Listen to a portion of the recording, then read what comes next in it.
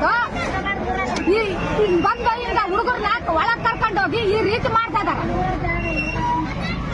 ಇವ್ರು ಏನ್ ಕಾಯ್ತಾರೆ ಸರ್, ಏನ್ ಓದಿಸ್ತಾರೆ ಇವರು? ಕಸ ಬೆಳೆಕ್ ಇಡ್ತಾರ, ಕಸ ಬೆಳೆಕ್ ಇಡ್ತಾರ, ಕರ್ಕೊಂಡ್ ಬಂದು ಇಂತ ಯಾವಾರ ಮಾಡ್ತಾರ. ಇವ್ರು ಏನ್ ಓದಿಸ್ತಾರ? ಬೇಡ ಸರ್, ಸಾಲ ಬೇಡ, ನಮ್ ಜೊತೆಗೆ ನಾವು ದುಡ್ಕೊಂಡ್ ತಿಂಬತ್ತ ಕರ್ಕೊಂಡು ಹೋಗ್ತೀವಿ ಸರ್. ನಮ್ಗೆ ಬೇಡ ಸಾಲನೇ ಬೇಡ. ಮಕ್ಕಳು ತಲೆ ಮುಂಜಾನಿಂದ ಸಾಯಂಕಾಲ ತನಕ ನಾವು ಹೋಗ್ತೀವಿ, ಬಟ್ಟೆ ಮಾಡ್ಕೊಂಡು ತಂದೆ ತಾಯಿ ಅಂತ ಬಿಟ್ಟು ಹೋಗ್ತೀವಿ. ಅವ್ರಿಗೆ ಮೇಲೆ ಜವಾಬ್ದಾರಿ ಅಂತ ಇಂಥ ಕೆಲಸ ನಾ ಮಾಡೋದು. ಮತ್ತೆ 18 ವರ್ಷದವರೆಗೆ ಮದುವೆ ಮಾಡ್ಬಾಡ್ರೆ ಹಿಡ್ಕೊಂಡು ಹೋಗ್ತೀವಿ. ಇಲ್ಲಿ ಜಾಡಿಸಿ ಕಳಿಸಿ ಆಮೇಲೆ ಬೇರೆ ಕೊಡುವಂತ ಅಂತ ಹೇಳ್ತಾರೆ ಸರ್. ಇನ್ನೇನು ಮಾಡೋದ ಬೇಡ, ನಮಗೆ ಸಾಲಿ ಓದ್ಸೋದ ಬೇಡ. ನಮ್ಮ ಮಕ್ಕಳು ನಾವು ಹಿಂದೆ ಕರ್ಕೊಂಡು ಹೋಗ್ತೀವಿ. ಕೆಲಸ ಮಾಡಕ್ ಇರ್ತಾರ, ತಾಲೆ ಬೇಡ, ಓದ್ಸೋದಿಲ್ಲ ನಾವು ಮಕ್ಕಳ. ಇನ್ನೇನು ಉಳಿಸ್ತಾರೆ ಇವರು? ಏನ್ ಘಟನೆ ನಡೆದಮ್ಮ ಹೇಳು. ಕರ್ಕೊಂಬಂದು ಹುಡುಗಿನ ಬಟ್ಟೆ ಬಿಚ್ಚಿ 10 ವರ್ಷದ ಹುಡುಗಿ ಮಾನಭಂಗ ಮಾಡ್ಯಾರ.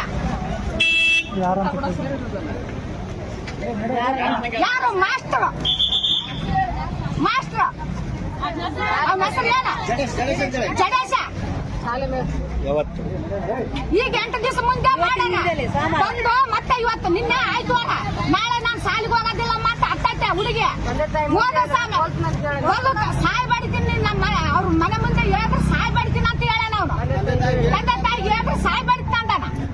ಅಂದ್ರೆ ಈಗ 8 ದಿನದಿಂದನೇ ಅವಳಿಗೆ ಹುಚ್ಚಿಕೊಂಡ್ ಐತೆ. ಇವತ್ತು ಸಾಲಿಗೆ ಬರ್ಬೇಕು, ಇವತ್ತು ಹತ್ಕೊಂಡ್ ಕೂತೈತೆ.